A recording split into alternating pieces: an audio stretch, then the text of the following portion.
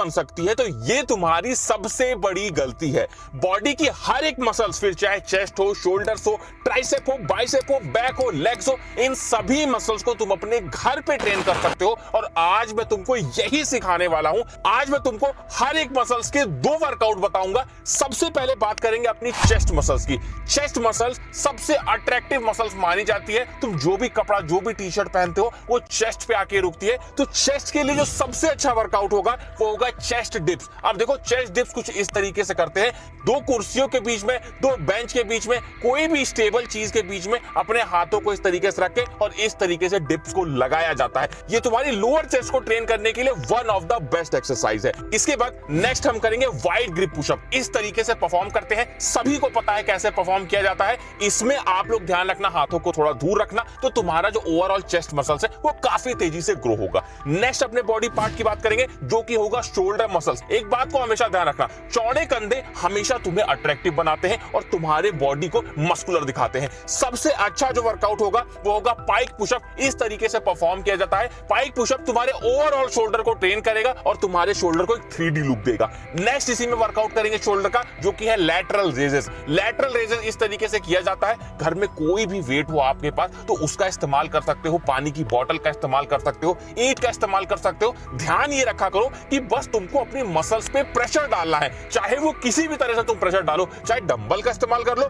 या फिर बोतल का इस्तेमाल कर लो। वजन होगा तभी तो शोल्डर पे प्रेशर पड़ेगा। इस तरह से वर्कआउट को परफॉर्म किया जाता है। नेक्स्ट हमारा बॉडी पार्ट होगा, जो कि होगा हमारे ट्राइसेप मसल्स। मैं बार बार बोलता हूं, अगर हाथों को चौड़ा करना है तो बाइसेप से ज्यादा ट्राइसेप पे फोकस करो। ट्राइसेप के लिए सबसे बेस्ट वर्कआउट है ट्राइसेप डिप्स। इस तरीके से परफॉर्म किया जाता है। इसमें देखो, हम किसी भी चेयर पे, किसी भी बेंच पे, पहले ही बोल चुका हूं, कोई भी स्टेबल चीज होनी चाहिए कि गिरो मत तुम। तो उसमें आप लोग को ट्राइसेप डिप्स इस तरीके से लगाने हैं। कोशिश ये करना कि जब तक तुम्हारा ट्राइसेप पूरी तरह से थक ना जाए तब तक इस वर्कआउट को परफॉर्म करना है। नेक्स्ट जो हमारा वर्कआउट होगा वो होगा ट्राइसेप पुश। ये भी one of the best workout है ट्राइसेप के लिए। इस तरीके से ट्राइसेप को परफॉर्म किया जाता है।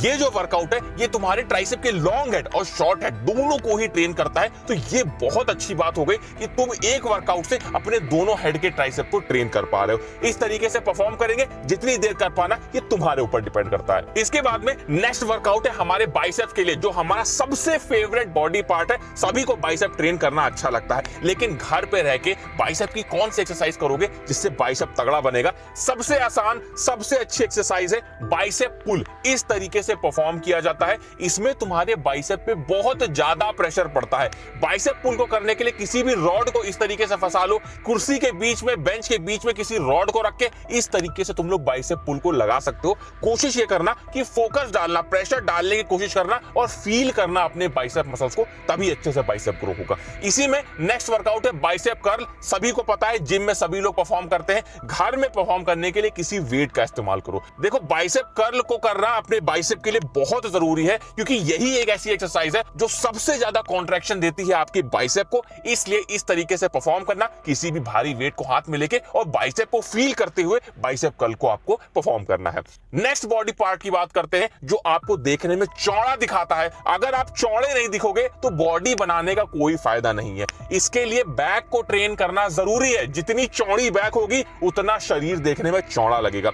सबसे पहली एक्सरसाइज बैक के लिए है, जिसे बोलते हैं अंडर टेबल रो। किसी टेबल के नीचे, किसी बेंच के नीचे, किसी चेयर पे रॉड रख के कुछ इस तरीके से टेबल रो को लगाया जाता है। इसमें रोइंग हम परफॉर्म करते हैं, जिसमें हमारे बैक मसल्स और बाइसेप मसल्स का भी इसमें इस्तेमाल होता है, लेकिन बैक ज्यादा यूज होती है। इस तरीके से करोगे, काफी चौड़ी बैक आप लोग की हो जाएगी। नेक्स्ट हमारा जो वर्कआउट होगा उसे हम बोलते हैं स्लो पुलअप। अब देखो, आप में से बहुत सारे लोग जो घर में वर्कआउट कर रहे हो सही से पुलअप नहीं कर पाते हो, तो इसके लिए आप लोग बैक वर्कआउट भी होगा आपका और पुलअप भी सीख जाओगे। किसी चेयर पे, किसी चीज पे खड़े होकर एकदम से ऊपर कूद जाओ बार पे और धीरे धीरे धीरे नीचे आओ। एकदम से कूद जाओ और फिर धीरे धीरे धीरे नीचे आओ। इससे तुम्हारी बैक मसल तो ट्रेन होगी, साथ में तुम धीरे धीरे पुलअप करना भी सीख जाओगे। नेक्स्ट वर्कआउट हम ऐसे बॉडी पार्ट का करेंगे जिसका वर्कआउट किए बिना तुम्हारी बॉडी का टेस्टोस्टेरोन नहीं बढ़ सकता है। लेकिन उस बॉडी के वर्कआउट से पहले तुम्हारे क्वेश्चन का मैं जवाब दे दूं। तुम लोग बहुत बार मुझसे ये पूछते हो कि हम लोग कौन सी ऐसी चीज यूज करें जिससे हमारी बॉडी का मसल मास बढ़े। अब देखो, प्रोटीन तो सभी लोग इस्तेमाल कर रहे हो, लेकिन उसके अलावा अगर आप लोग क्रिएटिन का इस्तेमाल करते हो तो ये पाया गया है, रिसर्च में ये देखा गया है कि ये आपके मसल मास को 2 गुना रफ्तार से बढ़ाना शुरू कर देता है। मैं तुमको कुछ क्रिएटिन्स के बारे में बता देता हूं। सबसे पहला जो क्रिएटिन है वो है मसल ब्लेज का।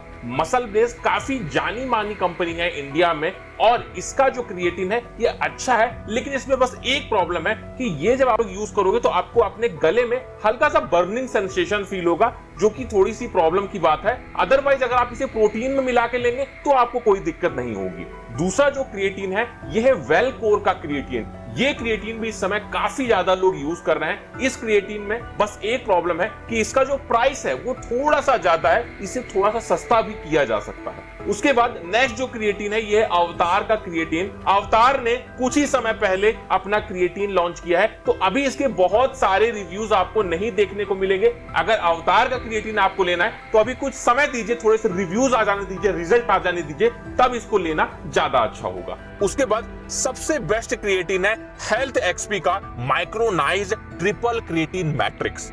और जो क्रिएटिन्स के बारे में मैंने बताया उनसे ये बेटर क्यों है, क्योंकि इसमें क्रिएटिन का ट्रिपल ब्लेंड है, क्रिएटिन मोनोहाइड्रेट, क्रिएटिन हाइड्रोक्लोराइड और क्रिएटिन नाइट्रेट, जो आपकी स्ट्रेंथ और एंड्योरेंस और रिकवरी को एम्पलीफाई करते हैं। सबसे पहले तो ये साइंस बैक्ड है, मतलब ये प्रूवन इंग्रेडिएंट्स इसमें मिले हुए हैं जो आपके एंड्योरेंस को बढ़ाते हैं और आपके एनर्जी लेवल को बढ़ाने में मदद करते हैं। इसमें रैपिड एब्जॉर्प्शन होता है, मतलब आपने जैसे ही इसको खाया ये तुरंत ही आपकी बॉडी में मिल जाता है और तुरंत ही एब्जॉर्ब हो जाता है बिना किसी ब्लोटिंग के। क्योंकि इसमें क्रिएटिन नाइट्रेट है तो इसका टेस्ट थोड़ा सा सावर, थोड़ा सा खट्टा है, बट बहुत सही है। अगर आप इसे वे प्रोटीन के साथ लेते हैं तो वैसे भी टेस्ट में कोई दिक्कत नहीं होगी। और देखो ये माइक्रोनाइज्ड क्रिएटिन है तो इस वजह से इसमें कोई भी लम्प्स नहीं पड़ते, एकदम क्रिस्टल क्लियर। जब पानी में मिलाओगे एकदम क्रिस्टल क्लियर आप लोग का मिल जाएगा बिना किसी लम्प्स के।